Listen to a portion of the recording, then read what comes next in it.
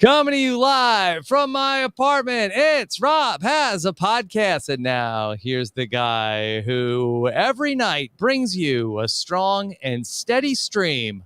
I am Rob Cesternino. Hello, everybody. Welcome back. We are live after Wednesday night's Power of Veto. We didn't get a ceremony. We got a competition. Lot to talk about. Very funny episode tonight, and lots going on over on the live feeds as well. We'll talk about it all here tonight. First, let's welcome in a man who always has his eye on the feeds, not always on the latrine. It is the great Taran Armstrong. Taran, how are you? I'm doing great, Rob. I'm just contemplating how long I would need to sit in silence on this podcast for you to drop the real info. Yeah.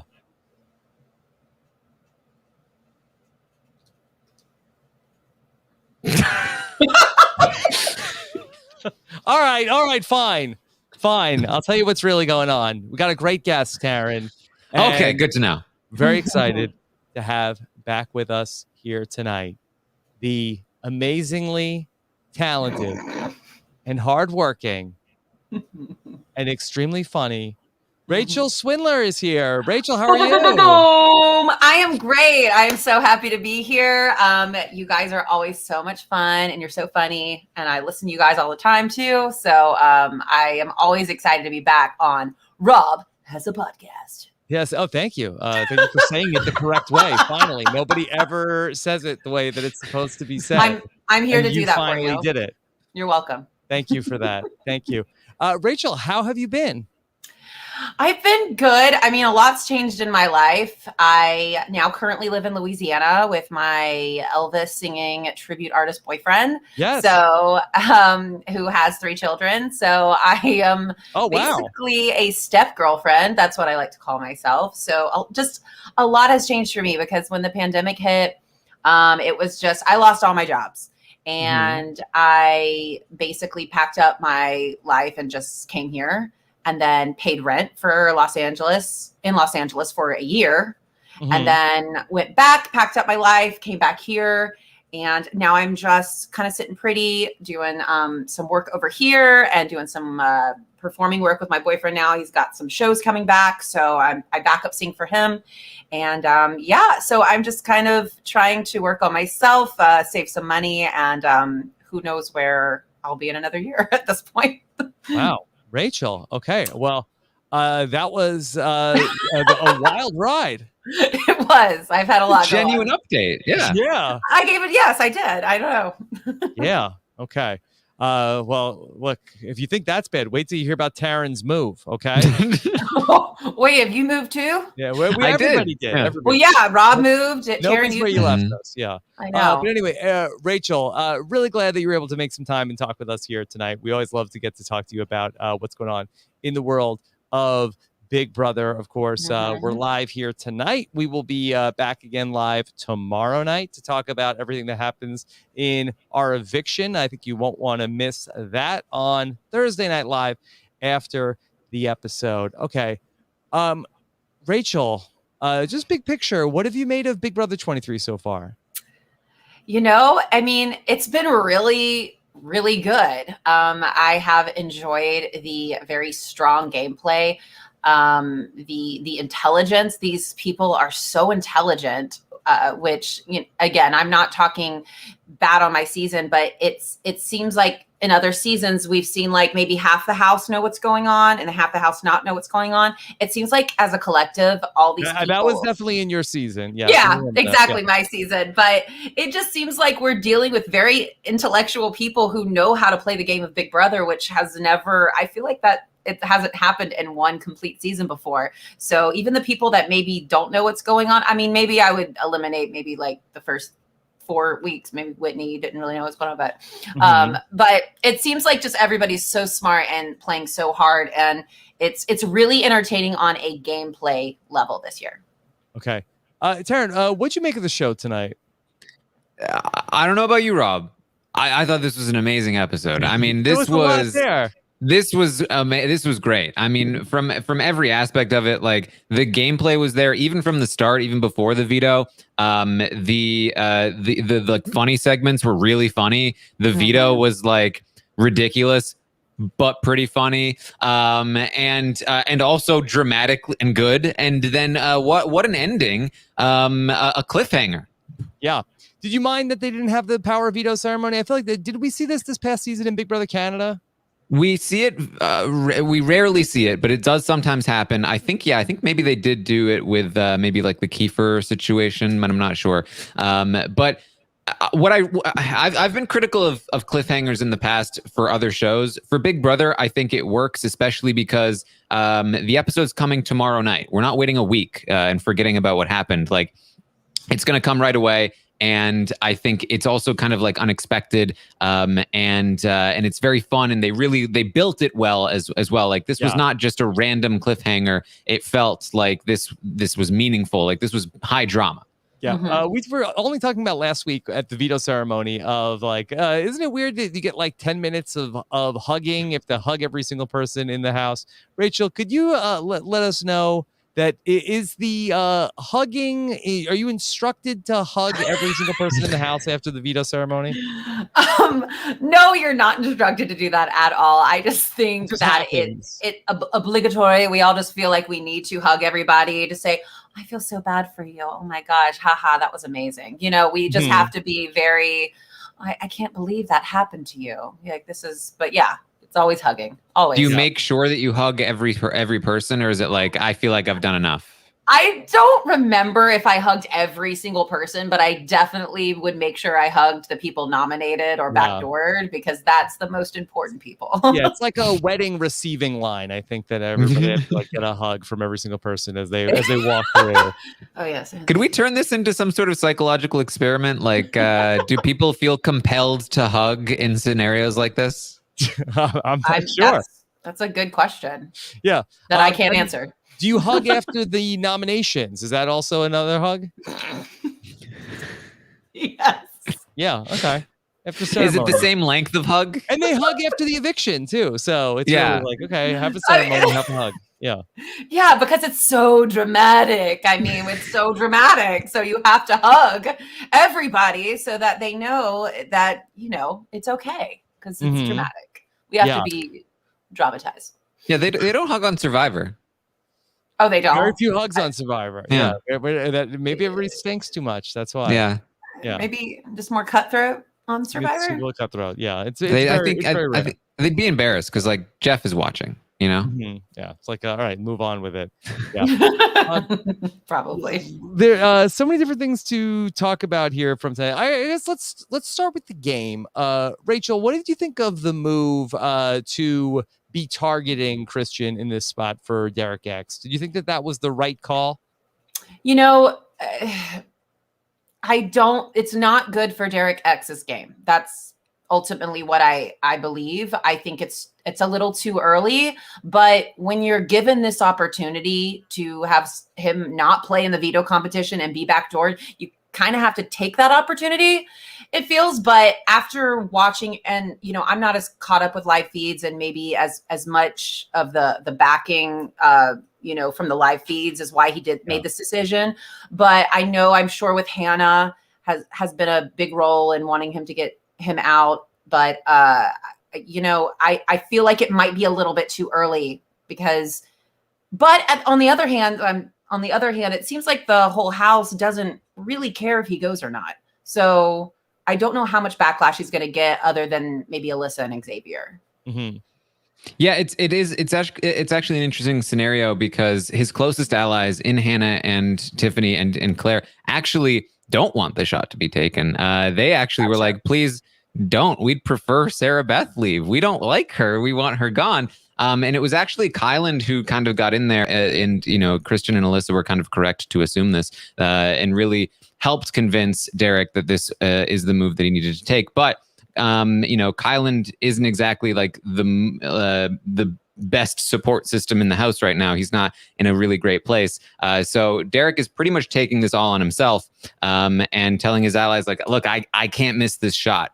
And it's an interesting move because I think you're right in that it is pretty early. Taking Christian out, being the one to do it, especially when it wasn't a house move, is really setting yourself up to be a target moving forward. But on the other hand, Christian did float the idea of taking out Derek out last week, and he doesn't really have much of a relationship with him, despite some deals that they've made. So it is a tough call, and I think, given the information that Derek X has in the game, which is not everything, it's hard to blame him too much for making it, because at some point you'd rather just take the shot first than be Christian and be like, damn it, I should have taken the shot. Yeah, I'm an idiot. Oh, yeah. I'd like to talk about Sarah Beth here tonight, because I feel like that the Sarah Beth story really took a turn tonight, where Sarah Beth's character came across differently in this episode than she had in any episode previous. We started with the very awkward moment of silence with her and with Derek X. And then we got like a little bit of like a villain turn for Sarah Beth. Rachel, what'd you think about this new Sarah Beth, who's like all too willing and excited to throw Christian under the bus? Yeah, I mean, that whole thing. Row, row, row your boat gently down the stream. Win the veto and the safety and betray your team.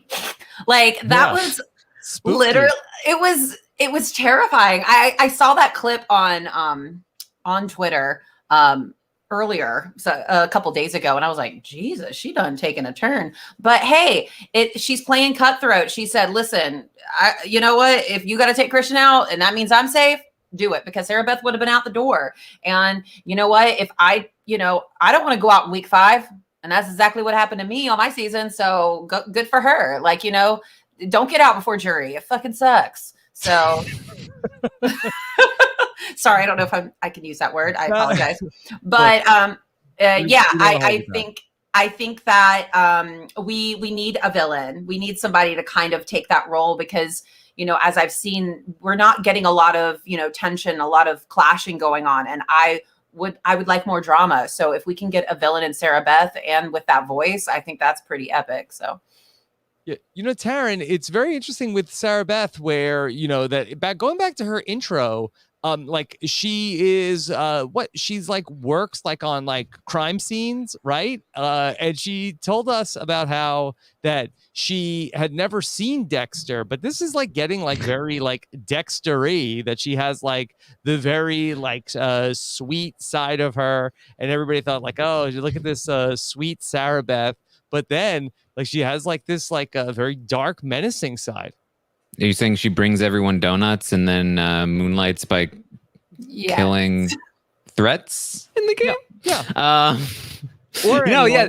This was definitely a big episode for Sarah Beth. I think this is like I feel like she's found her character. At least they found her character on the episode here on the show. I don't think she's gonna be happy when she sees it. I don't think she'll mind. Oh. I feel like she's a fan of the show. She's ready to come in here and like stab people in the back and break some hearts. I think that's what she would like to do. I think she finds it more difficult in practice than in theory. But I think she's fine with this. I mean, she sang the song. Like there's a reason she sang the song. So yeah. I have a question. Why do I know like Tiffany doesn't, but like why does Claire, why do all of them not like her? Her closeness to Kyland has been the primary thing here. So in particular, and they haven't really addressed this on the show yet, I don't know if they will, but Tiffany, Claire, and Sarah Beth made an alliance around week 1 or 2 that they called the Jackpot. It was the 3 of them. Sarah Beth told Kyland about it, and Kyland let it slip to Tiffany that he knew about it, which told Tiffany that Sarah Beth had ratted it out to Kyland, which exposed how close they were, and that Sarah Beth was more loyal to Kyland than Tiffany, and that that Kyland was not as close with Tiffany as he was with Sarah Beth, or at least that's how Tiffany took it. And so from there, she set her eyes on Sarah Beth. She started to plant a target on her back, and it sort of spiraled from there. And so Tiffany has incited everyone else to dislike Sarah Beth. Gotcha. Tiffany, the ringleader. Yes. Mm-hmm.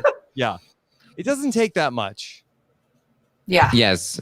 Well, she's come up with theories. Again, we might see some of this in the episodes at some point, but it started with, she ratted out the jackpot and she's close to Kyland, and it has, reached a height of she's in a secret couple with Kyland and they're America's players, and they're, trying to screw us all over. Mm-hmm. All right. Yeah. Did you have any theories on America's players in Big Brother 20, Rachel? You know what? That never even crossed my mind, to be honest with you. I didn't even think there was an America's player in my season. I don't know why. As a fan, you would have thought maybe I would have thought of that, but I didn't really actually think of that. I just didn't stay long enough, I guess. Mm-hmm. All right. Taran, anything else that you want to touch on before we talk about the veto draw? The veto draw. I mean, I liked what we saw from again, like the Sarah Beth stuff with Derek X. Hearing more from Derek X. We got some Brittany being sad. I felt like this was some good setup. Mm-hmm. Yeah, good setup. We got to picking players for the veto competition. Rachel, have you ever noticed Christian's pants before? Did you catch this during the episode? No, I didn't notice his pants. What's going on? Have you seen these? He has like almost like metallic pants. Oh, I did. Yeah, very shiny metallic pants. Yes, I saw that. Yeah, I don't know. I think he has a lot of interesting fashion choices. He's like a fashion model, so I think I just accept it and I don't think about it. Yeah. It's wild. All right. I saw that somebody posted his like commercial. It was like a lottery commercial or something. Yes. I was laughing so hard. It was so funny. I was like, this is so bad and cheesy, but it's so amazing. So yeah, I have a new respect. I have a new respect for Christian now. Says they were from one of the wild card comps, the one where he went to the crazy party. So maybe they weren't his fashion choice that he got left over from the comp. Okay. But it says something about Christian that we felt like it very well could have been his. Yeah, he's made it work for him. Okay. So Derek X picks out Alyssa, Sarah Beth picks Claire, and then Brittany. She didn't want to pick Kyland, but there he was. Kyland is going to be in the power of veto. It's time to get your butt off the block. Rachel, what'd you think of this veto competition? I was absolutely obsessed with it. I thought it was so cute and funny, and I probably would have won it had I done it. But this was so much fun. We had the whole Derek F up at the top, slow-mo for Kylan. Of course, we had to get that moment. So I was like, of course, here we are, typical. And then, God Almighty, the end, the curtain, the big shebang at the end with Brittany. That was so freaking funny. I was laughing so hard. That was the funniest part of the entire episode. She was so excited to win. Taran, Brittany really skated by the skin of her teeth, where there was like 3 different times where she was like next to last, or and like one away from the person who was eliminated. For her to win the veto, this was like a miracle. This was an amazing competition from start to finish. The way that it played out was great. You got Claire throwing it right away because she's safe. Then Sarah Beth goes out. It was so close. I knew that this was close. Alyssa mentioned that, Hannah skated by Brittany skated by the whole time and then won in the end. But I did not realize how incredibly close it was between Brittany and Sarah Beth. That was like a nail biter. And then Sarah Beth is eliminated. She has to choose between the veto and $5,000. She makes the no-brainer choice, which is $5,000. But Alyssa is upset about it. And we're gonna get some drama regarding the prizes and stuff. So we're nailing that one. We're nailing the drama, the closeness of the competition. And then the way that things continue to play out from here, as Brittany continues to just barely make it by, it couldn't have played out better. Yeah. Rachel, could you talk about the drama with the $5,000? So Sarah Beth, she had the chance to take the veto. She ended up taking or keeping the money instead of the veto. What does that say for a person who's on the block that does not take the veto? I mean, she was right. I mean, Sarah Beth was right, I feel like, to keep the $5,000. There was no way, shape, or form would she have gotten the veto, in my opinion. So I think that she, her just keeping it. I mean, I don't know what I would have done in that type of situation, but I kind of felt like Alyssa was a little hard on her for that because she wasn't going to get it at the end of the day. And I would rather have $5,000 in my pocket than maybe getting a punishment. So. Mm-hmm. And the big thing here, Rob, is that just to skip forward a little bit. Yeah. The end of this competition, Alyssa is eliminated in second place, and she has a choice between the veto and a prize. Now we all know what could be coming here for Christian. She knows it's a possibility at this point. She doesn't think it's going to happen, but she knows it's a possibility. And what does she choose to do, Rob? Mm-hmm. Yeah. I will say that from Alyssa's perspective, she is like trying to, like, I don't think it is really on her radar at this point that Christian is going to go up on their block. And again, bad job by her for not being able to suss this out. But I think where she was coming from was, hey, we're trying to save Sarah Beth, and she's not even taking the veto. She's leaving us in the competition to win it for her, so she could keep the cash. I mean, she was trying. I mean, she was definitely. I mean, she only lost by 1 point, so it was clear that she was actually trying in the competition. But like I said, I mean, homegirl wasn't going to get that veto, so take that $5,000 and boop. Yeah, it's not like she was like, let me throw this competition so I can get $5,000. Like, she just lost. Like, what is she gonna do? Well, how about when Derek X goes to take the $5,000 from Sarah Beth, and she says, no, don't do it. Don't take my money. Yeah, that's not as defensible in terms of, I mean, look, you take your money however you take your money. I mean, this whole game is a game for money. Yeah. I personally do not begrudge Sarah Beth this choice. However, this one actually makes sense in terms of having social ramifications in the house, because Derek X was pretty upset that he essentially got kind of like not tricked, but guilted into making a dumb decision in the moment and not taking $5,000 and having to become the Lord of the Latrine, Lord which of is the just the cherry on top. Talk about which was epic, and so a few other punishments that we haven't even gotten to yet, including the Jackass of Clubs and what was the Claire one, the Duke of the Deck, still to come. Maybe we'll see that, but it's going to be a jam-packed episode on Thursday. Oh yeah, they're so lucky they got punishments. That was like the one thing. I mean, I did get the yell, but that was the one thing in the house I really, really wanted. Had I done a competition like this, I probably would have happily taken a punishment. I'd been like, woohoo, I get a costume. Like, I don't know. I'm just the yelling was pretty iconic. It was. I still wish I love it. I love you still have that. But I still wish I would have had a costume. That's the only thing. I wish I had a costume. Yeah. I mean, I'm sure it stinks in the moment, but I think it's like something in your Big Brother like checklist to say exactly. Like, got a costume, like it's on the checklist. Yeah, you ideally you want to do it. You don't want to be in a costume every week unless you're a certain house guest, but one isn't bad. Yes, I agree. And it's another, like, for what it's worth, there's potentially some kind of America's Vote coming up, and which I don't think they promoted it on the episode tonight. And I didn't hear anything. No, so who knows what it is? Maybe it's not going to take place on Thursday night. Maybe it will be during the week thing. Who knows? Maybe we won't even have a vote. They were not very specific. But for what it's worth, getting a punishment means probably guaranteed airtime, and usually good airtime, because it's usually pretty funny. And this is great. Derek looks adorable in his Lord of the Latrine costume. He gets to be very funny. We get a segment about Hannah being like, oh, I get to spend time with Derek X. Like, showman's shippers are going to love that. It's great timing for Derek to get this. Yeah, I really think that Derek X, probably jumps into the top position to be the favorite to win the potentially whatever the vote is that America is going to vote for, assuming it's a give something to like a person you like.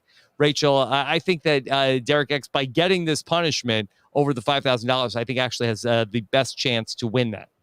Yeah, and then he'll definitely be in a vulnerable position going into next week with getting out Christian and then all eyes on him. So this is going to set him up just like it set Bailey up in my season to get the reward. You know, when Swaggy went home, this is going to set him up fairly well. Yeah.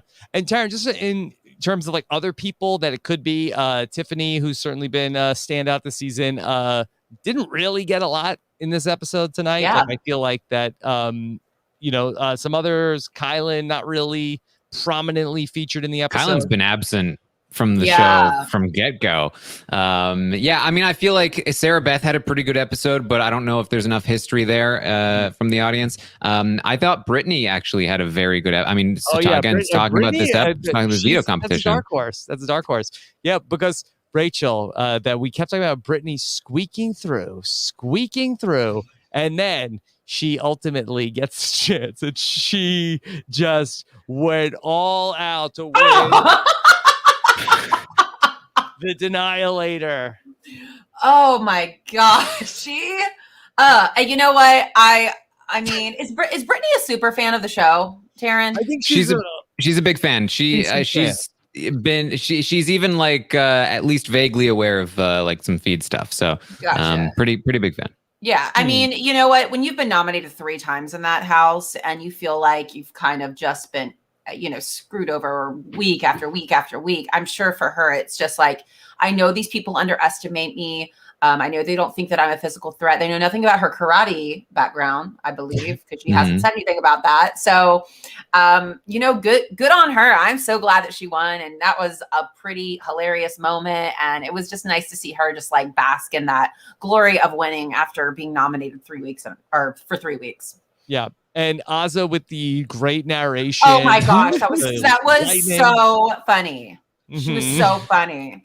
She's one of the best in the diary room. I feel like she's great. Yeah, man. Oh, okay, cool. Yeah. She had a great celebration.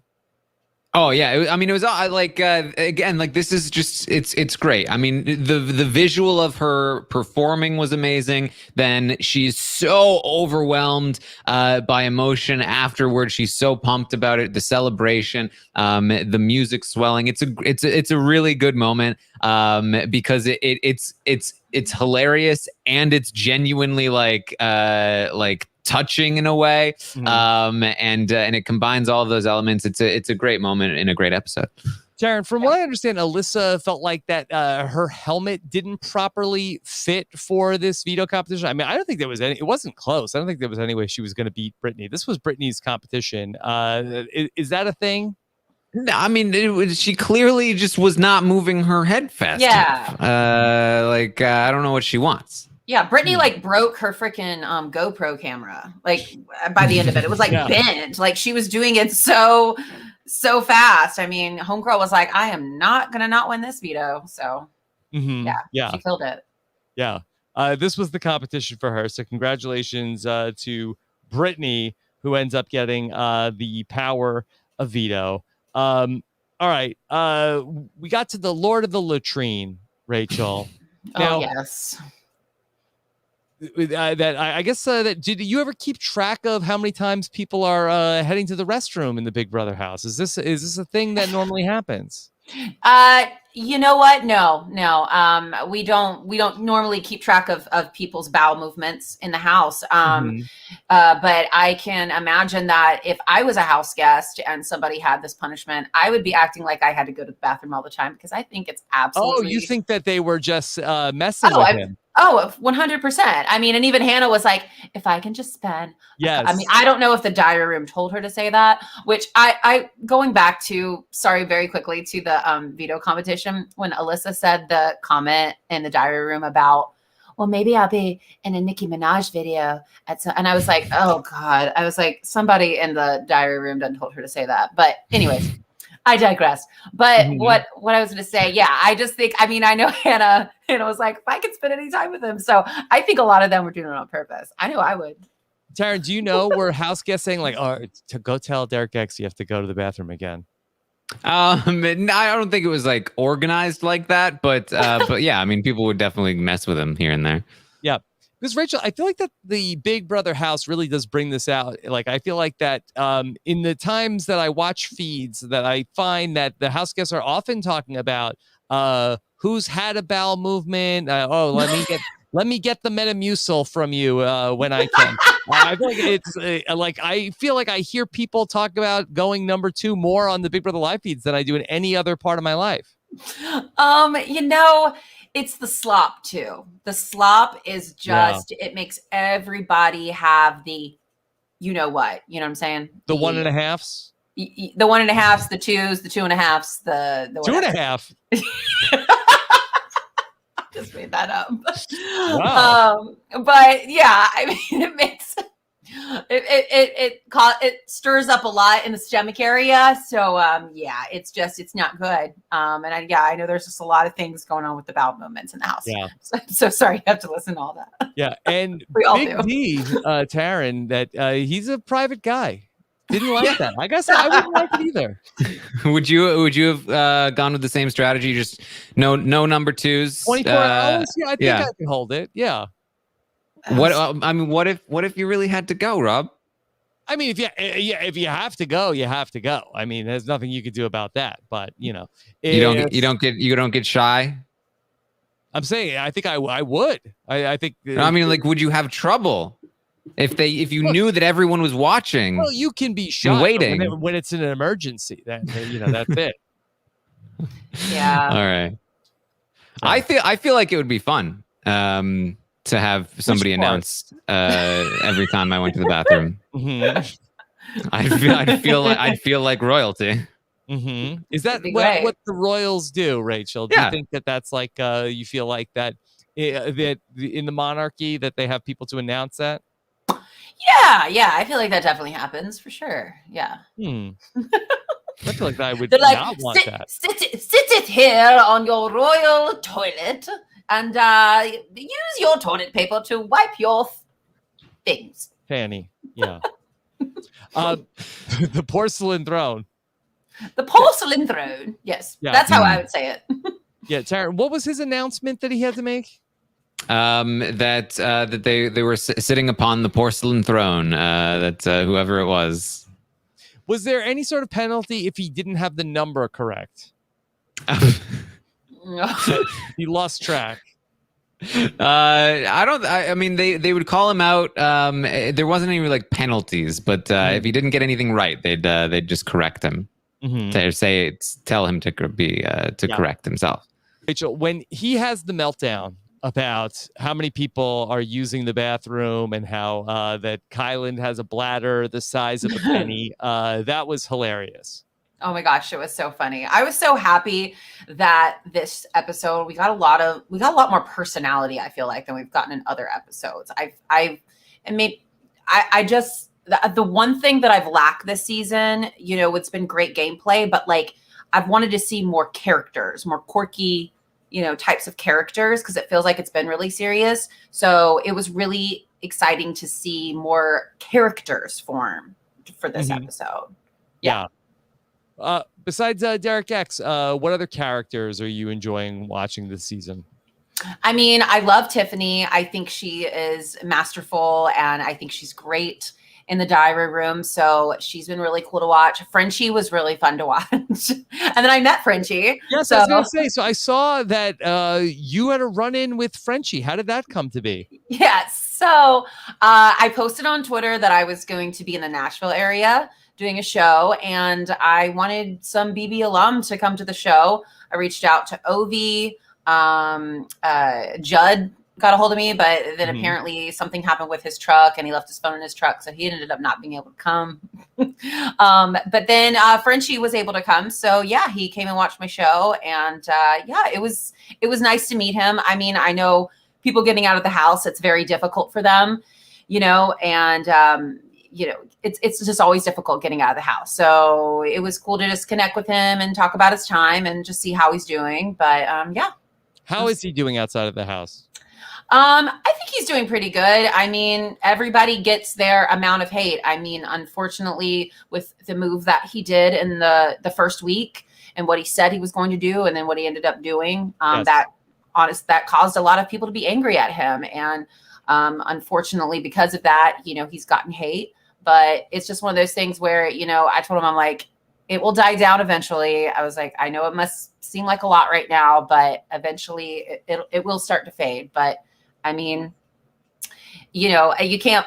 You also can't say you're gonna do something and then you don't do it. So it's just one of those things. He was gonna come to your show and then not come to your show, right? Exactly. That is very true. Yes. Yeah. He did promise me safety though if we ever go into the house together. So that was really great. Because who knows? We might be on a season together, and then I'll be like, "Hey, remember that time in Nashville at the show when you told me I was safe?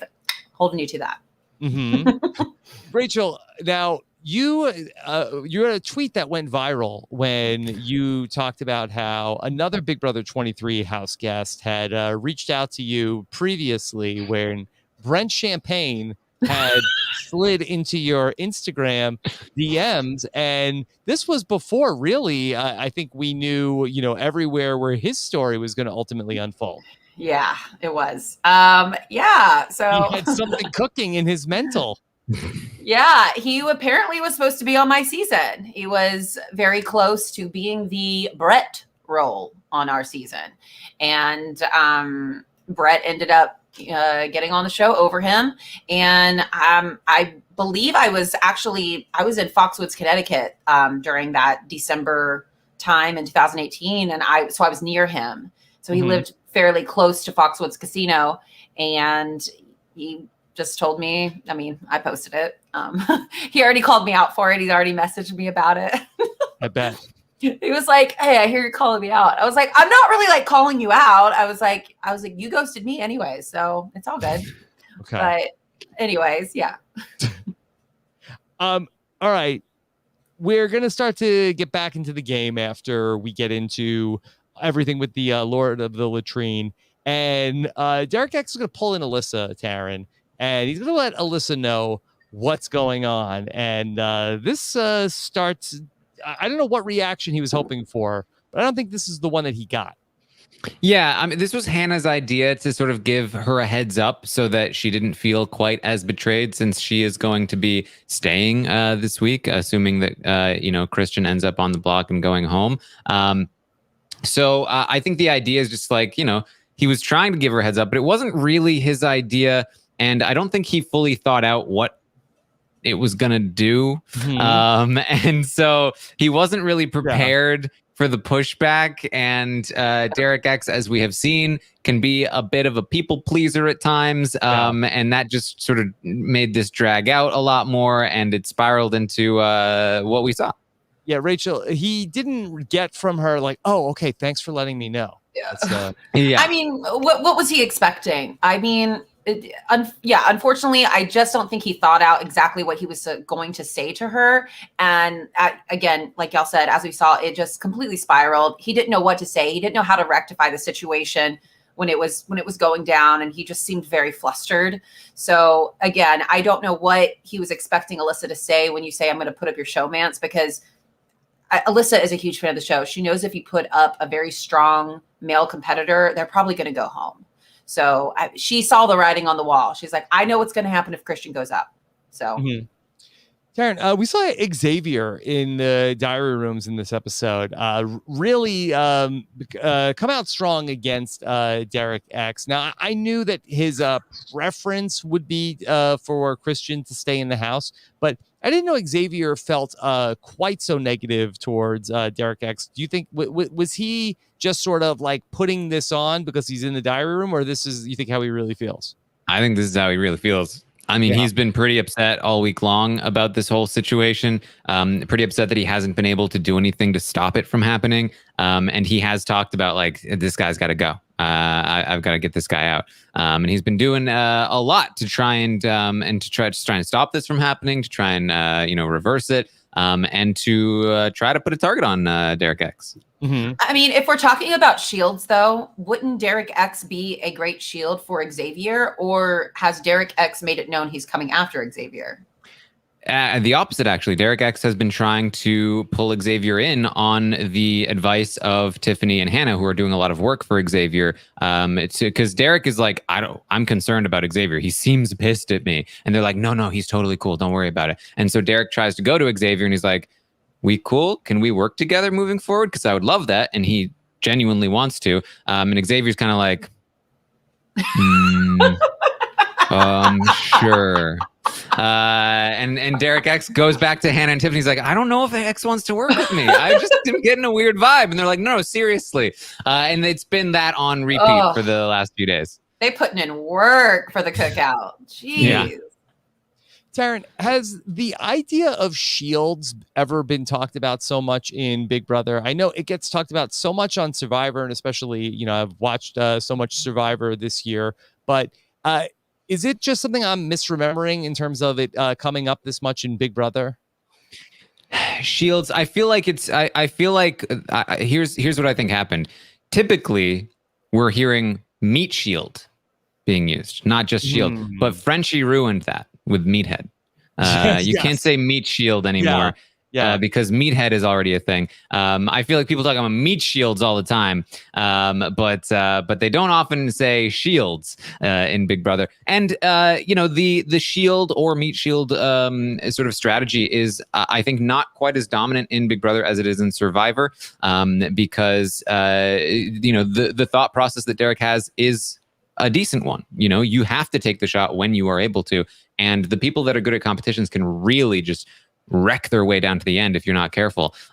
So the idea of keeping in people that are good at competitions as shields, that's great for you if you are Cody Calafieri and you have gathered up all of the comp threats into your alliance and you've got your solid control over them. It's not good if you're like, well, this guy's the next best guy at competitions and we kind of have a shaky relationship. That's not exactly a shield. However, Xavier has the opportunity to create a good relationship with Derek X here this week. Derek X is looking for it because he's wanting somebody else who's good at competitions to be by his side. But Xavier so far has not been super interested in it because he's not really pleased with the direction that this game is going. So something sorry, go ahead. No, I was going to say, something happened very early on between Derek X and Christian, correct?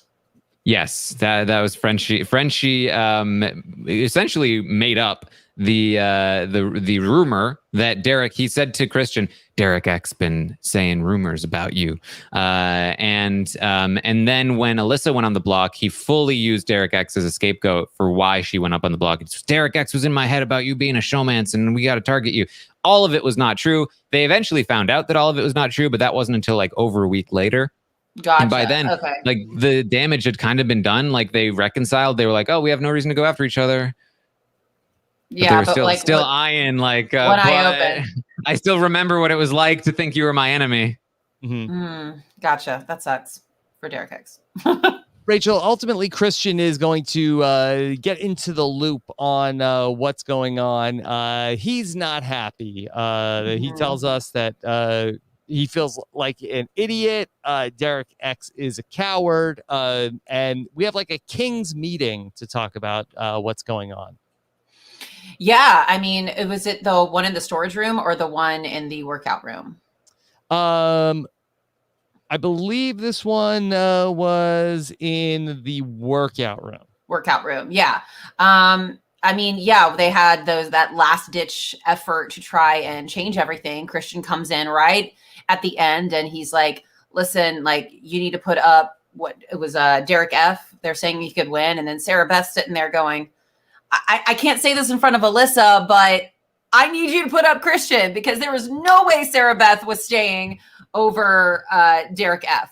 So it was very crucial for Sarah Beth to make sure that she had that time afterwards to be like, you need to stick to the plan. You need to go after him. She made sure that she kind of, what is the word? Kind of twisted that knife a little bit deeper into the Kings because she was like, they're going to come after you. You need to do this. But in the diary room, she's saying, I just can't believe he's doing this so early. I mean, I expected this, but not this early. But now she's like, okay, let me work this to my advantage. But yeah, that was crazy.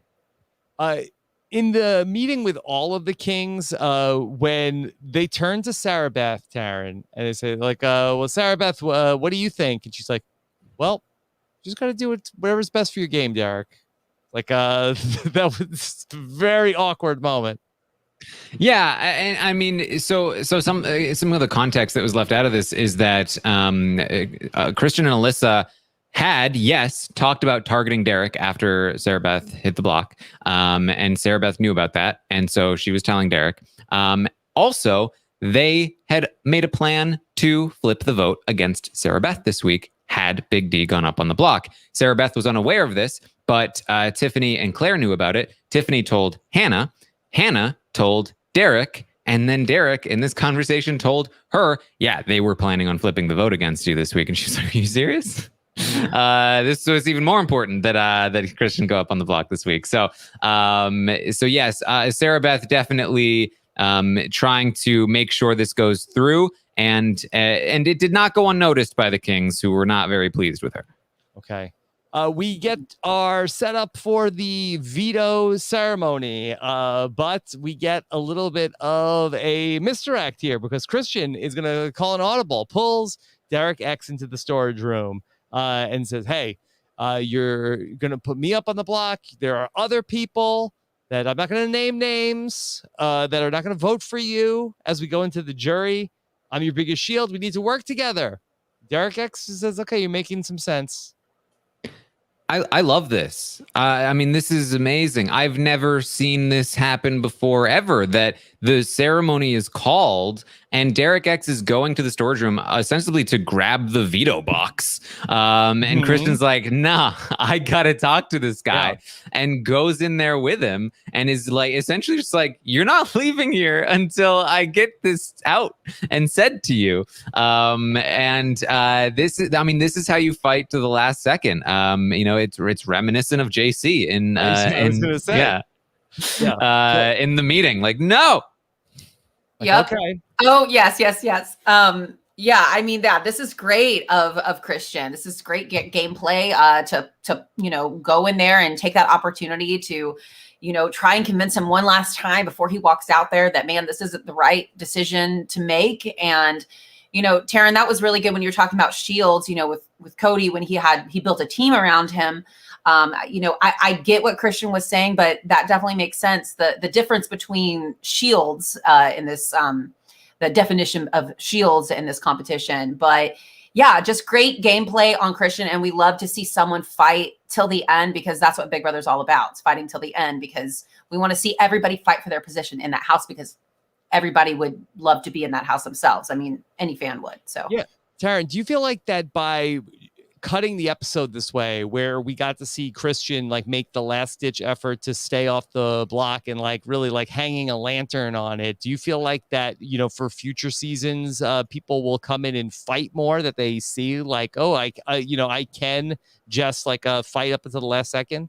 I hope so. I really do, and I hope that production is a little more willing to go outside of their formula a little bit. I mean, without the cliffhanger, they would have had to cut some of the other stuff that was in this episode, and it was all great. Now the downside is that heading into the next episode, they're going to have to show this ceremony. Yeah. And there might be a good episode ahead of us tomorrow as well. But I like everything about this in terms of what production did, in terms of what Christian did, and I hope that we see more of it in the future. Okay. There very well may be a good episode in front of us tomorrow. I'd like to start to bring in the spoilers about the episode. Rachel, is there anything else about the episode itself that you want to mention before we jump into the spoiler portion of our program? No, I think that we covered it all. It was a great episode, very entertaining, and it was just great. All right. So without further ado, all right, we're getting to the spoilers. You don't want to hear spoilers. We're going to talk about what happened with the veto, what's coming next, heading into 24 hours from now. So if you are leaving us now, be sure to join us after the eviction. If not, buckle up, because here we go. Let's talk spoilers. The Office of Civil Defense has issued the following message. This is... Oh my gosh. Spoiler. Warning means that actual Spoiler. against this country has been detected and that protective action should be taken. Happy birthday! Oh my God. Tonight, Rachel, right? That they kept showing, like, they had like the happy birthday. Yeah, I know. That just kept happening. It was so weird. At first, I was like, wait, did the whole house just say happy birthday? But then they used like that sound effect like 3 or 4 different times. I know. It was weird. It was Yeah. like somebody had like one of those cards and you open it up and like, happy birthday. Yeah. In a great episode, I feel like that fell a little flat. That felt like somebody was like, "This is gonna be so funny," but I don't know. I don't know if it landed. Something. Yeah, they went for something. Yeah. That's like gonna be like Sarah Beth's like Christmas like sleigh bells every time like she comes in the room. Happy birthday! Oh my gosh. Yes. Okay. All right, Rachel. Boy, we got a lot to work out here today. I know the chat has been all night like hey, when are we doing the spoilers? When are we doing the spoilers? Like, we had a great episode to get through first. All right. Taran, tell us about, we know that many of us, if you're still here, you likely know Christian ended up going up in the block as Brittany came down. And all week long, we've been looking at a pretty solid vote without too much movement that Christian was going to go home. But what's the latest at this hour? So Tiffany has always wanted Kristen to stay. And prior to the veto ceremony, she was thinking and saying to the cameras, like, prior to the veto competition, at least, she's saying, no matter what happens with this veto, I think I want to flip this vote. I think no matter if Christian goes up or not, I think I want Christian to stay. However, once he went up on the block and things went down, she agreed with Claire and Hannah they wouldn't do that to Derek X. That would really screw Derek X over. She doesn't want to do that to him. She loves Derek X, and she doesn't want to screw him over like that. However, there's been some drama in the last, from last night heading into this morning and tonight. So this started because Tiffany and Claire have had to go to Christian and Alyssa and essentially say, sorry, we're not really voting for you this week, which is a big blow to their game with Alyssa, who's going to stay in the house because they're supposed to be in a 4-person alliance with them. And in the meantime, the Jokers are kind of pretending that they might actually vote for Christian to stay, which is not true. But Brittany really felt like by winning this veto, she's the one sending Christian home, and she wants to be a part of this like Blindside. And so Tiffany and Claire would really like for the Jokers to admit that they're not voting for Christian to stay, so that Tiffany and Claire can be like, sorry, Christian, you don't have the votes anyway, because they need at least one Joker in order to have the votes. You need 5 votes. So Tiffany last night went to the Jokers to politely ask them to be honest with Christian about their vote, and very quickly lost the politeness. Which Azza, Brittany, and Big D did not appreciate. And so they came into this morning pretty upset with Tiffany. Tiffany said, essentially called them liars and said that it's not fair to her that they're being dishonest and it's putting her in a bad position. And they saw right through what she was doing and saying. And like, she just wants to not be in trouble with Alyssa. Why does she get to be that way? And we have to be the other way. And Big D last night was like, I'm out. I want to go to everyone and say I'm out of the cookout. He wanted to pull a Frenchie. Azza had to talk him down. And so all of that tension is bubbling up. And Tiffany is pissed that they're pissed. And she's pissed that they're not doing what she wants them to do. These people, she's been dragging them along in this cookout alliance from her perspective. And she's sacrificing elements of her game in order to get them further in the game because of the cookout alliance. And here they are acting up when she just needs them to do a thing. And she can barely talk to them, Azza, in that room. It's ridiculous. And so she's getting upset about that. And then Christian talks to her, and he executes Plan Z. And he starts talking about, hey, Kyland and SB, they're a pair. They're America's couple. They're going to get money by making jury. And she's like, I know. And she gets really upset. and she starts looking at the chessboard, and Derek comes in, and she's like, Derek, I'm thinking. He's like, what are you thinking? I want Christian to stay. And he's like, that doesn't seem good. And then Xavier gets talking to Xavier, who's like, oh, you're going to save Christian? This is great. And so they make a solid attempt. They're going to try and flip this vote. Yep. Can I just quick timeout? Yes. What? Just give us this is today now. This is during the episode. This is like, breaking right before the episode came on. Okay, I wasn't sure where last night ended and where today started. Okay. Wow. Yes. So Xavier goes to Big D to try to flip Big D, because here's the thing: Tiffany and Xavier want to flip the vote. That's all well and good, but as we mentioned, they need at least one Joker to make this happen, because there are 9 votes. You need 5 to win the day. Tiffany, Claire, Xavier, and Alyssa are 4 votes. Yeah. Yes. Tiffany approached Claire. Claire's down. This is great for Claire. It'd be great if that's happened. Claire's down. So that's 4 votes. They need 1 more. They could get it from Hannah, but Hannah would have to screw Derek X over. She does not seem willing to do that. Which means they need to get it from, they obviously can't get it from Kylan. He's not going to vote Sarah Beth out. They need to get it from one of the Jokers, whether it's Big D, Brittany, or Azza. Tiffany thinks she can get it from Brittany. Xavier approaches Big D. Big D, not super into it. Seems like a no-go. He talks to Hannah. Hannah's a no-go. The feeds go down for this. We don't know exactly what happened, but Tiffany tried thinking that it was, they said, hey, we made an episode. Watch our episode. Nobody's getting up from this table until you watch the episode. Yeah. But then they turned it on, right? They did. They turned it back on. So something that happened here along the lines of Tiffany tried to grab Brittany alone, and Azza and Big D did not let her be alone. They were like, nah, we're staying with Brittany. And a fight occurred. And then, the next time Tiffany and Xavier talk, they're like, it would have worked if not for Xavier, or not for Azza and Big D getting in the way and spoiling our plans. Those meddling kids.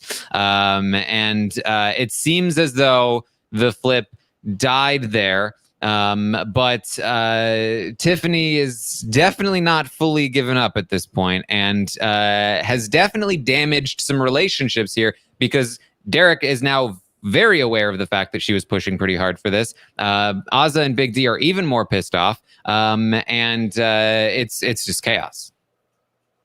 This is not good for Tiffany. I saw that clip of her talking to them. And I mean, it's very easy in that house, especially with the role that Tiffany has been playing. I mean, she's been orchestrating a lot of this stuff. And in that house, you can start to get, as we see with HOH-itis, we can start to think, maybe, okay, well, I did this, so now I can do this and I can do this, and it'll be great. Everyone will listen to me. And she doesn't need to get too ahead of herself, because she's playing such a good game. I would hate to see her ruin it all right here, Yeah. I mean, imagine being Christian through all this, because it really was, you were sort of like learning the events of the week, where it's like, oh, okay, well, the Jokers are trying to keep you, and it's really, it's, Tiffany and Claire, you've lost their support.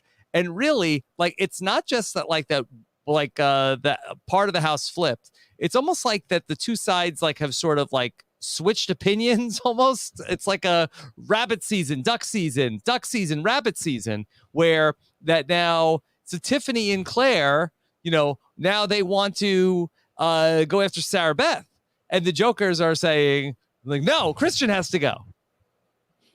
Yeah, pretty much. And it's the relationship there is deteriorating rapidly. This could have spelled the end for the cookout.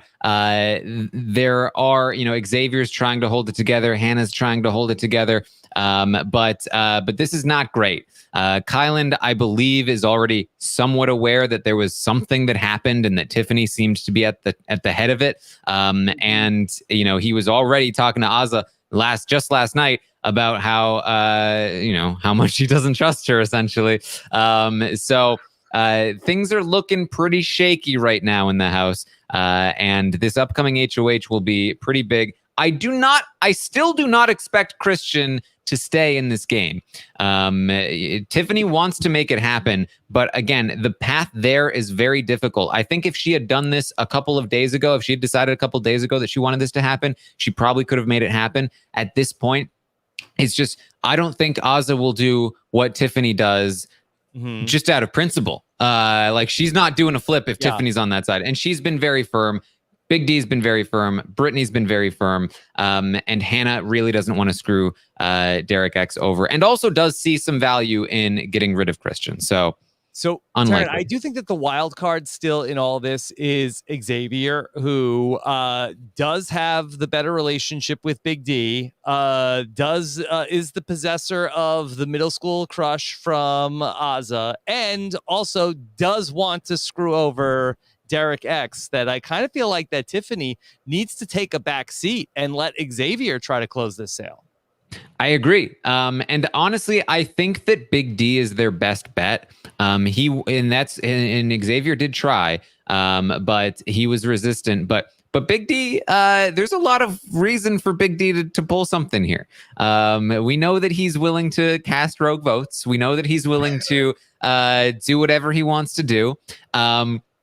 We know that he wants women out and men to stay. And he does want Sarah Beth out next week. So there's a lot of, like, I think that's the path. I think you try to pull Big D and get him to vote with you, even if it's secretly. And maybe you even propose, will you secretly vote with us and cause a whole house flip with your rogue vote? Like, I think Big D would be like, ooh, now you're talking. Rachel.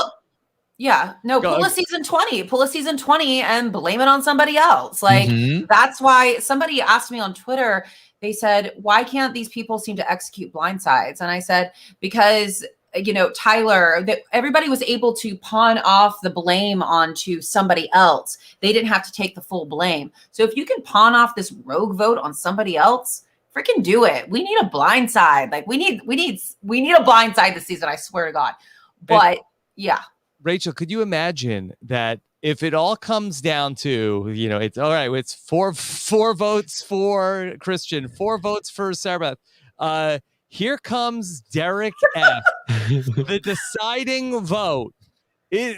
First off, is he casting a hinky vote? Can he say the right name to vote?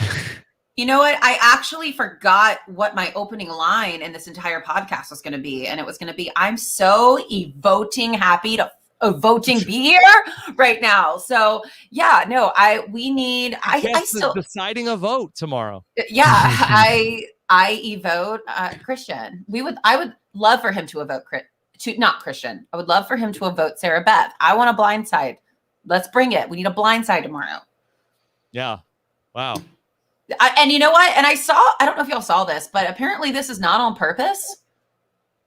Like, he's not saying a voting on purpose. He definitely has trouble saying certain words. Oh, and I said on the episode tonight, he said something. He said, getting on my last nerves. Something. He said, that was getting on my last nerves. Taran, is Christian aware of all of the latest maneuverings? Like, is he sort of twisting in the wind with all this? Yes, I believe so. I believe I saw that Xavier had gone to Christian and was like, oh, we were real close. And Xavier's like, and Christian was like, do I need to go talk to somebody? He's like, probably best not to. So I think that he knows that progress was made, but that it's not locked in yet. Again, Xavier, though, at this time seems to have backed off and given up. I don't know if he intends to go back at it. Tiffany has also conceded, but in a different kind of way. Tiffany has given up in the way that you're like, okay, yeah, I'm not doing it. I mean, it would make a lot of sense if we did it, but of course I'm not going to do it. And then you're like, and then because of this reason we couldn't do it. Well, no, that reason doesn't make any sense, but no, we're not going to do it. So we'll see where that goes. Yeah. Rachel, I don't think that Tiffany has ever forgotten any argument she's ever been in her life. No, I definitely don't think so. I mean, I remember that moment in one of the episodes when I guess Kylan and Sarah Beth were in a huddle and they didn't say good morning to her. I was like, that was probably my first time where I was like, I hope that this doesn't get her in trouble, later down the line. Mm-hmm. Yeah. All right. Well, this is going to be very, very fun. Don't forget, we still have the America is Getting a Power. We still have a new HOH who is going to come in on Thursday night. Taran, do we have any sort of theories about what the next HOH competition could be? Because again, no wild card competition. So you would imagine, especially if we're setting up a jam-packed Thursday night episode, I would not imagine that we are getting, we did the endurance comp last week, but I suspect that we're going to have something that is going to spill over into Sunday, whether it's like counting things in the backyard. But I think that this is going to be something where we're not going to find the HOH winner out in the Thursday night episode. It's definitely possible, and it could be why maybe they had planned on doing a cliffhanger this week for that very purpose, and it really just timed out well. And they aren't going to show us. Although I don't think it's impossible that we do still see it, given that there is going to be some kind of twist this week. They could dedicate the Sunday episode to whatever twist that is. Maybe it will be a competition of some sort. So I would say we can't really know for sure at this time. People are suspecting probably some kind of quiz or mental competition. They've been doing some physical ones. So we'll see. I think it could be a luck competition. I know I'm sorry, I always refer back to my season, but it's the only thing I can truly remember what the competitions were. But we had the wall competition the 4th week, and then we had the week I was evicted, it was a mental competition. So it could be mental, or it could be, I think it could be mental or luck. Probably mental. You're probably right, because they are expecting a double eviction soon. If that is the case, they would probably save the quiz HOH for the double. If there was one coming up, so that could also maybe give us a hint at what's coming up with regards to potential double eviction. Okay. Let's take some questions here with Rachel. All right. This is a question from Chris Alberti. Wants to know, Rachel, what do you think about this season's alliances? Okay. It's definitely a different structure from your season, where it was so much a divided house, and so much like a openly divided house. Yeah, I always am so, because my season was so, it was level 6 and it was Faute. So there was no of these inner workings of the royal flush, of the jackpot, of all these little random ones that I can't imagine keeping my head straight with all of them. That would be absolutely so confusing, but it's entertaining. I think these are, the cookout, their strategy is so on point, and a little bit reminiscent of level 6, because we always wanted to make sure we had somebody, or we knew we had somebody in our back pocket, or Sam and AC were in our back pockets, but we always wanted to make sure that we had the votes, and we wanted to make sure that if it was ever us on the block with somebody else, it was the other person going home. So a little reminiscent of that, but I really love the strategy this year. Like I said, I think this is one of the smartest casts we've had in a very long time, especially with all their professions. I remember the first episode when, lawyers and forensics and this and that. And I'm like, Jesus, I was Vegas entertainer. Like, not downplaying what I do, but it's just, we're getting a lot of smart individuals in this house. So yeah, the strategy and the gameplay and alliances have been top notch this season for sure. Okay, let's take a question from Christie's $75 cameo.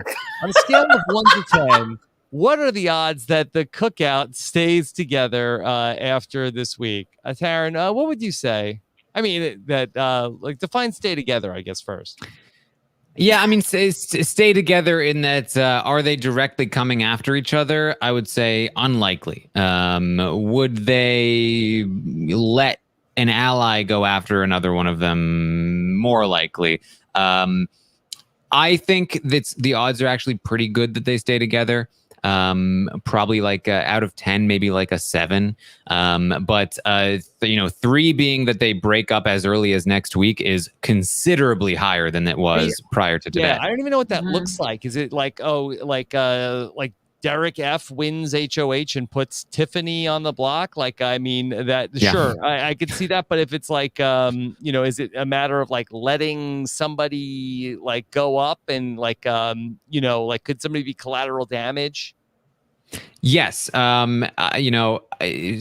For instance, if Brittany wins, she could do something a little wonky. Given all of the attention with Tiffany this week, I could see Azza and Big D not only kind of being like, "Ooh, whoops," but actively being like, "Brittany, what do you think about Tiffany? Aren't you pretty upset about what she did before?" And trying to get that shot in. I don't think that's impossible. Yeah. Okay. All right. Let's see. How about Scott? Let's skip this one. How about okay. Rob is still Taran's dad. Wants to know: will Tiffany trying to influence every eviction to go in her favor be her downfall? Rachel, let me get your opinion on this. Do you think that Tiffany is on a good trajectory, or do you feel like that maybe she's not going to get all the way to the end? This week has not been her best week. She has been playing such an amazing game. And as Taran said, you can't push people to do what you want them to do. You have to make them feel like it's their idea or they came up with it. And as we've seen, she's done a very good job of that. It's just, when it comes to this situation, as much as you want somebody to do what you want them to do, you can't. You have to treat it with kindness and care and kind of package it with a little bow and say, I would really like for you to do this. You just make it more sincere instead of, more of attacking. So you just want to make sure that you kind of package it in that little bow and you make sure that, either they think it's their idea or this is the best move for their game. Taran, personally, I'm so excited to watch Tiffany go to work. I love that she's messy. I love watching her get to play, and I like to see some turbulence. Yeah, and honestly, when it comes to her trying to influence every HOH, every eviction, I don't think that's bad. In fact, I think that's great. It's one of the reasons why she has the most influence in the house. I think that what could cost her is that with that influence this week, she's pushed in both directions. You have to choose one. You can't go, yes. Wait, no, over here. No, back over here. No, wait, but over here. Nope. Oh, over here. That's what screws you over. That's what's fun about Tiffany, as you said, Rob. That's what makes her compelling because, like many before her that have been very good at this game, she is flawed, and she's flawed in a very compelling way. Mm-hmm. Rachel, also, Tiffany is so talented also that we've seen her do various impressions of the house guests. I've seen her do impressions of Frenchie, Brent, Whitney. What have you made of her skills as an impressionist? 10 out of 10 for sure. She is so freaking hilarious. I love her impressions. It's been very difficult for me this season to find people to do impressions of. I feel like it's been difficult for me to really get into doing impressions for people. So I'm glad Tiffany has been. I've passed the crown over to her, and she's kind of taken that from me. So she's hilarious. I especially loved her Frenchie. That was pretty awesome. I thought about doing a whole Frenchie spoof, and then I ended up not doing it. What was the premise going to be? The premise was just going to be, hey y'all, my name's Frenchie, and this is Baby 23, according to me. It's going to be like... You're going to be dressed as Frenchie in a costume. Yeah, because thankfully my boyfriend wears a lot of overalls, so yes. He has plenty. And I was gonna be like, here in the Baby 23 house, according to Frenchie, we put everybody on the wait. We promised everybody safety, even if we can't do it, because I'm Frenchie. And then was this when you were with the real Frenchie, and then he was gonna come out like, what in the daggone hell is this supposed to be? I think he would have appreciated it. I had the whole plan. The problem was with me, sometimes I'll think of something I want to do and then I end up not doing it. But that Frenchie was probably my best bet for the best spoof of the season, I will say. Mm-hmm. Okay. Taran, what are you going to be watching for overnight? Really this whole Derek, Big D and Ozza situation with Tiffany and where this goes, because I think Tiffany is just looking for an excuse to turn on them. And given what they've been saying, and they have said it to Xavier, who has not related yet to Tiffany, that could really be what causes the splinter here. She right now feels like they're mad at her, but that they won't come after her because of the cookout, just like she wouldn't come after them. But that is not really the case. And if she finds that out, I think she will be very pleased to set the cookout aside and move forward with some different plans. Mm-hmm. I agree. Okay. Very exciting. Rachel, did you happen to check out the Big Brother boxing event this weekend to see any of your former castmates in the boxing ring? I did not, unfortunately, because that's when I met Frenchie in Nashville. Yeah, I watched a couple of clips online. And I saw a bunch of Instagram stories. I was supposed to go. I was invited to go. Yes. But unfortunately, I was not able to make it. But God almighty, I wish I was there. I probably wouldn't be able. I probably would still be drunk, though, right now, if I had gone to that event. Because it just would have been a shit show. Oh. Is there anybody from Big Brother Canada tonight that you would like to call out, that you would like to face in the boxing ring? Maybe Paris. Ooh. Okay. I think that could be a pretty fierce fight. Make it happen. Let's go, Paris. Where you at? Mm-hmm. Yes. By the way, did you hear? Did you hear about Angie Rockstar's training regimen? I've seen some stuff online, but I mean, listen, I got to give it to that girl because you know what? I'm sure she went into that fight feeling like she had a lot to prove. Coming off of when you. From season 20, she's like, I got to prove myself right now, and she kept telling us in the house, she was the one that kept telling, she's like, I have all this baby weight on, like, this is not how I normally look, So I feel like she had something to prove, and, she looks great. Yeah. This is what she said. Oh, I sex in 2 months because they put on sex restrictions, and that is how serious I've taken it. And y'all know I'm a slut. Yeah, she has a very serious training. Okay. Regimen. Well, you know what? Good for her. She said, and y'all know I'm a slut. Mm-hmm. Not. Hey, that is pretty hilarious, actually. Yes. Yeah. So I love your sound bits. Oh my God, they're so funny. All right. Rachel, anything else BB23 that you want to talk about? I have one thing. Yes. I'm sorry I didn't give you the impressions that you maybe were hoping for. Don't force it if you don't have it. Yeah, I mean, it's been, like I said, I'm not gonna lie, it's been a little bit of a difficult season to get the inspiration. I mean, nothing beats Christy. Nothing will ever beat Christy. And yeah, we need another Christy. But I did create a rap in honor of the fact that we don't get Brittany on the block this week to give us her rap. So I have prepared a rap for everybody. Okay. All right, here. Let me put you in the center screen. Could you give me a beat?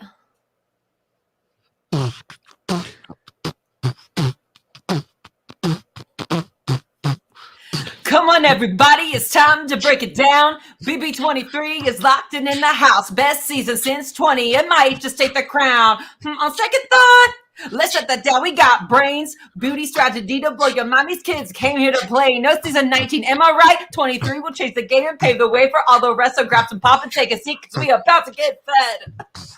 Yes. There's my rap. Amazing. I couldn't get my my breath in there at the last time, but yeah, we about to get fed. That's my last. I feel like Rob let you down, but you killed it. Sorry. No, it was no. We're fine. We're fine. Oh, okay, cool. Wait, what was that? Yeah. Sorry, I didn't have my impromptu beatbox ready to go. Yeah, it was great. It was great.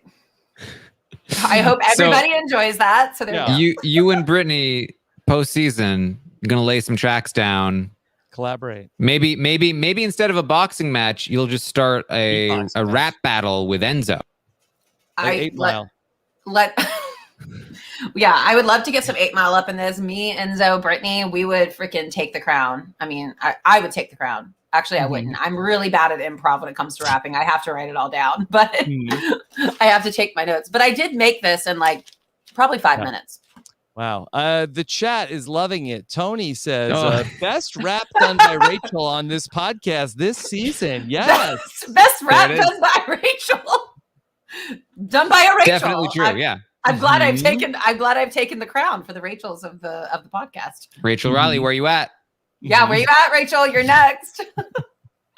All right, Tara, anything else you want to highlight before we start to wrap up? No, I think we're good. I mean, what a great night of Big Brother here. Great episode. The feeds are going all over the place. We got Rachel on the podcast. What more can you ask for? Okay, it's still a great night, and it should be an exciting 24 hours as we head into the eviction. Will their house flip? We'll find out tomorrow night when we will be live. Taran, Melissa Denny, and AJ Norris, the kid Norris, is going to join us on Thursday night to talk about everything going on with Big Brother 23. Of course, tomorrow morning, Lita is going to be back on the live feed update to talk about what should be a busy Wednesday, Taran. Yep, we got a lot to go through. So if you want to hear more about what's going on here today on the live feeds, make sure you tune in tomorrow morning. Yeah, and it's a great season because I'm back on the East Coast here, and like I wake up in the morning and it's like I'm getting updates of what's going on in the house. Like when I wake up in the morning on the East Coast, so it's a late night house this season. Yeah. Last night, like upwards of 8 a.m. Eastern, they were still going. Are you serious? Yeah. Yeah. Well, it's partly because they were waking up Kylan to make sandwiches. I see. We still got to see 2 more punishments tomorrow night. Of course, if you missed it last night, check out the Stock Watch on the weekly roundtable with Taran, Melissa, and Aman was back this week to check out that show to get the lay of the land going into this week of Big Brother. Of course, on Fridays, we'll have a new HOH. Taran Armstrong and I will talk to the patrons of Robin's podcast, take your calls on what should be a busy Friday that we expect after whoever wins the HOH on Thursday night. Taran, everybody's going for this one, right? They should be. There have been people who've been talking about throwing it, but I don't believe that they will. I think everyone's going to be going for it here. Okay, that's for the patrons of Robin's podcast. That's coming up on Friday. We'll also have our exit interview with whoever gets evicted from the house on Friday. And of course, our patron-only show, The Slop, on Monday night. Boy, we broke down everything from the Big Brother boxing match with Puya Zanvikili. We also talked about, Rachel, did you happen to see any of the FCC complaints made about Big Brother that Andy Denhard from Reality Blurred had found? No, I did not. Yes, many complaints about from the to the FCC about Big Brother. He filed a freedom of information like a letter that they had to tell him all of the FCC complaints about Big Brother. It turns out that when Sam described curb stomping, somebody complained to the FCC about that. Oh, wow. I didn't know that. Yeah. Who knew? Who knew? Who knew? We'll talk about that in Big Brother Boxing when Matt and Mari from the Wrestling Wrap Up joined us, and our own tag team that was on the scene, Jacob Jones and Chappelle, also joined us on this week's edition of The Slop, where I would think I was crying by the end of it. I was laughing so hard on this week's wrap up of The Slop in the Patreon podcast feed. Then last night, Chappelle was back with Jason Reed to talk about Survivor. David versus Goliath. We went a Goliath-sized podcast to talk about the 6th best season of Survivor. Check that out at robhasawebsite.com. Oh, and look at this. The great Ray Sani joined Kirsten McInnes and Jenny Autumn to talk about F-Boy Island. Taran, are you watching F-Boy Island? You know, it's right up my alley, but I have not had time for it, unfortunately. Yeah. Yeah. Oh my gosh. Big D would rather be watching F-Boy Island. Yes. This was a very funny podcast. Ray is a TV writer, stand-up comedian. You don't want to miss what she has to say about F-Boy Island on HBO Max. Rachel, have you checked that out? I haven't. I've been meaning to, but I've been so busy watching Love After Lockup. And that's a good one too. I am obsessed with Love After Lockup. I can't even take it. Yeah. Okay. And then a very happy anniversary to the Purple Pants badass, Bryce Isaiah. 2-year anniversary of the Purple Pants podcast. Check out what Bryce has in store on a jam-packed 2-year anniversary edition of the Purple Pants podcast. It's a 2-year anniversary for Bryce. And of course, check out this week on 90 Day Fiance Happily Ever After. That's my guilty pleasure, Rachel. 90 Day I like 90 Day too, though. I like yes. 90 Day. Puya and Liana talked about the season finale, setting us up for this weekend's tell-all in the 90 Day Fiance wrap-up feed. Okay. And then, of course, the patron podcast feed jam-packed. We'll have another patron feedback show talking about David versus Goliath, the slop, BBQ&A. I also got to get a patron 5 for 5 in there with the first lady of podcasting. That's all at robhasawebsite.com/patron. Check out everything from our sponsors at robhasawebsite.com/offers. Be sure to subscribe to our channel here on YouTube. Hit the subscribe button and get that bell to be notified when we go live. And, of course, follow us on social media. We have so much going on our Instagram page, especially at RHAP Grams, where we have so many takeovers by the hosts of Rob is a Podcast, or at Rob is a Podcast on Twitter. All right, Rachel, thank you for sticking with us through all that. Yeah, you're welcome. I loved every second of it. You did. I did. I loved it. Yes. Yes. Which was your favorite plug? Probably the Purple Pants podcast. Yes. Bryce does an incredible job. Yeah. It's been, I can't believe how fast the 2 years has gone by, but at the same time, these last 2 years have also felt like 30 years. I agree. Yeah. It's been. I don't need to tell you. Yeah. You don't need to tell me. My industry's been down for like 2 years. So Rachel, so where can we keep track of what you're doing? Well, you can find me on Instagram and TikTok at Rachel Swindler. Yeah, what do you do on TikTok? I saw in the chat is that Rachel is the best TikToker ever. Well, I was actually doing really good at TikTok like last year, but then I kind of fell off of it this year, just like other stuff I was doing. But I just do a lot of impressions and a lot of like TikTok songs I can't get out of my head. That was what kind of made me go viral. Was I was impersonating TikTok songs. But yeah, I was just but that was kind of the thing that would make me go viral. And then I've done a couple stuff where I'll make up songs that go, like this one girl, she has like a song and you have to, whatever, I can't explain it. Anyways, just go look at my TikTok at Rachel Swindler. At Rachel Swindler on TikTok. Okay. And then on Instagram, and then Rachie Swin on Twitter. Yeah. Okay. Well, Rachel, it's always a pleasure when you join us on the podcast. Thanks. I love being here with you guys. Yeah. Thank you so much. And Taran, what's coming up for you? Of course, you can find me on Twitch, twitch.tv/Taran Armstrong. I was streaming during tonight's episode and also keeping an eye on the feeds, and it was pretty hectic, but pretty fun. So make sure you come and check it out. Tomorrow will be a very interesting episode to watch, and I'll be reacting live. You can. I will also be streaming, of course, about the stock watch tomorrow. Lots of potential things that could change there. Here's my hope for tomorrow, Taran, that the feeds go down. People don't know who's going out, and everybody has to put their stock watch picks in. Somebody's getting effed like I did when Sam was supposed to stay in Big Brother 21, and then he went home, and I lost all my money. You went risky. You went for it all, Rob. I went all in because I'm like, I'm going to take advantage of the market because he got marked low because he was going to leave, and then the house flipped, and then he ended up going out, and I was busted. Yeah, you got to be careful. That's why you got to watch the stream. Yeah. So you know. So check it out. Twitch.tv/Taran Armstrong. You can also find me, of course, on Twitter at Armstrong Taran. And then, tomorrow and the next day, we're doing all the things. All the things. All the things. That's right. That's what you do. Taran. That's what you're known for. Mr. Robot Taran, he always makes me laugh every time I'm on here. Yeah. He just, So that whole handle.